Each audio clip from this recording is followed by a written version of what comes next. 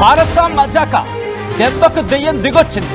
భారత్తో కాళ్ల బేరానికి దిగింది పాకిస్తాన్. నిన్న పాకిస్తాన్కు మోదీ స్ట్రాంగ్ వార్నింగ్ ఇచ్చారు.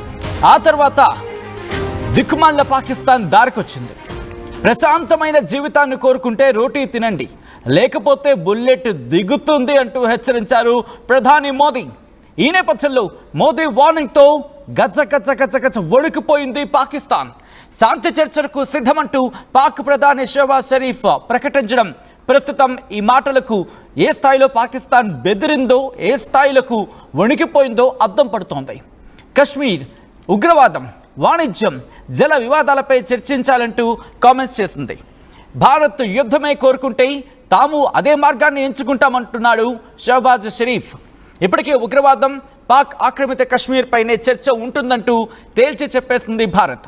ఎందుకంటే మీకు గుర్తుండుంటే కనుక ఆపరేషన్ సింధూర్కు సంబంధించి ప్రధాని మోదీ ఆయన మాట్లాడిన సందర్భంలో పాకిస్తాన్ మాట్లాడాలనుకుంటే రెండు ఏంటది?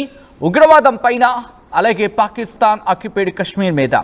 ఈ రెండింటి మీద చర్చలు తప్ప ఇంకా దేని మీద కూడా చర్చలు ఉండవంటూ కూడా ప్రధాని మోదీ ఇటు భారత్ తన వాణిని, తన బాణిని గట్టిగా వినిపించింది. అయితే ఇప్పుడు ఈ పాకిస్తాన్ ప్రధాని ఏమి మాట్లాడాలో అర్థం కాని వ్యక్తి ఈరోజు కాళ్ల బేరానికి దిగాడు. ఏమంటున్నాడో తెలుసా?